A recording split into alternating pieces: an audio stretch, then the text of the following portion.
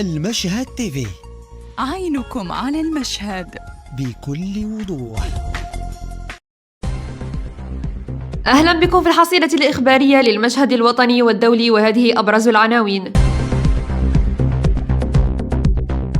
والي البيضاء يأمر بهدم البيوت المجاورة لضريح سيدي عبد الرحمن. وزارة بن موسى تمدد السنة الدراسية وتصدر توقيفات مؤقتة في حق الأساتذة المضربين. محكمة النقد والمديرية العامة للأمن الوطني يوقعان اتفاقية تعاون وتبادل الخبرات.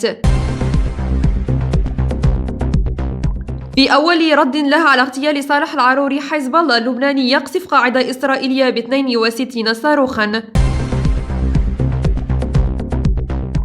الرجاء يحسم الديربي البيضاوي على حساب الوداد بهدفين دون رد. إليكم التفاصيل. في إطار محاربة محلة الشعوذة التي تستغلها مجموعة من العرافات على مستوى ضريح سيدي عبد الرحمن بعين دياب، أطلقت السلطات الولائية بالدار البيضاء حملة واسعة لهدم البيوت المتواجدة بالضريح الشهير، حيث شرعت السلطات المحلية في المدينة خلال هذا الأسبوع في إشعار ساكنة المنطقة بضرورة إفراغ المساكن العشوائية المتواجدة هناك، فيما استثنى قرار الهدم ضريح سيدي عبد الرحمن نظرا لقيمته التاريخية وبكونه معلمة من معالم الدار البيضاء.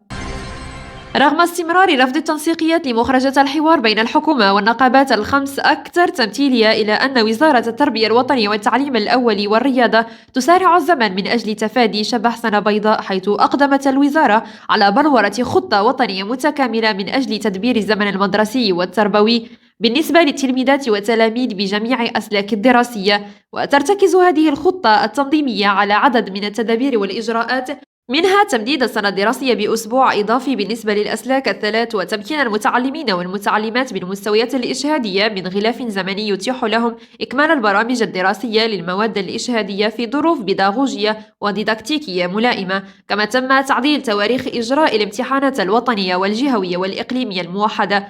وأكدت أن انطلاق الامتحان الوطني لنيل شهادة البكالوريا سيكون يوم 10 يونيو من سنة 2024 بدلاً من 3 يونيو 2024، فيما شرعت العديد من المديريات الإقليمية التابعة لوزارة التربية الوطنية فعلياً في إصدار قرارات توقيف ضد العديد من رجال ونساء التعليم الذين يواصلون خوض إضرابات هي الأطول في تاريخ القطاع، إذ تجاوزت الأسبوع 11 على التوالي احتجاجاً على النظام الأساسي الجديد. وقعت محكمة النقد والمديرية العامة للأمن الوطني اتفاقية ثنائية يوم الأربعاء تهدف إلى تعزيز التعاون بين الجانبين وتبادل الخبرات في المجالات القانونية والإصدارات.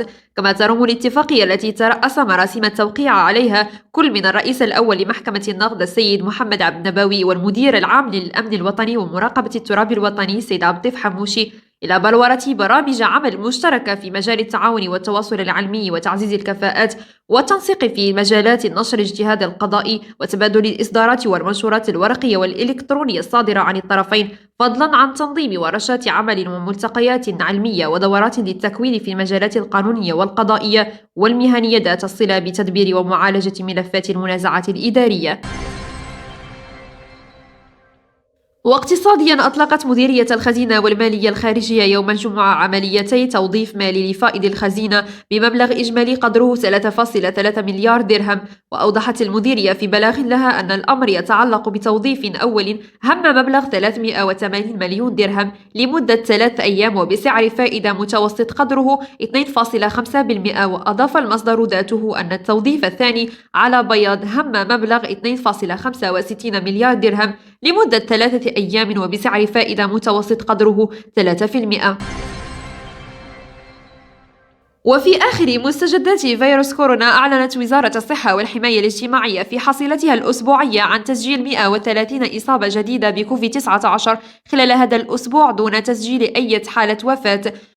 وسجلت حالة الإصابة الجديدة في جهات الرباط سلا القنيطرة 39 حالة، والدار البيضاء اسطات 27 حالة، فاس مكناس 24 حالة، سوس ماسا 17 حالة، بني ملال خنيفرة 9 حالات، وداخل وادي الذهب 6 حالات، درعا فيلان 6 حالات، ومراكش آسف في حالتين. وبهذه الحصيلة يرتفع العدد التراكمي لحالات الإصابة المؤكدة إلى 1,278,399 حالة منذ الإعلان عن أول حالة بالمغرب. وفي المشهد الدولي أفصح حزب الله اللبناني اليوم في بيان أوردته الوكالة الوطنية للإعلام اللبنانية عن استهداف قاعدة ميرون الإسرائيلية للمراقبة الجوية ب 62 صاروخا ردا على اغتيال القيادي في حركة حماس صالح العروري. وأشار الحزب إلى أهمية قاعدة ميرون كمركز للإدارة والمراقبة والتحكم الجوي في شمال إسرائيل. وكانت حركة حماس قد أعلنت مساء يوم الثلاثاء الماضي عن اغتيال نائب رئيس مكتبها السياسي صالح العروري في هجوم إسرائيلي بالعاصمة اللبنانية بيروت.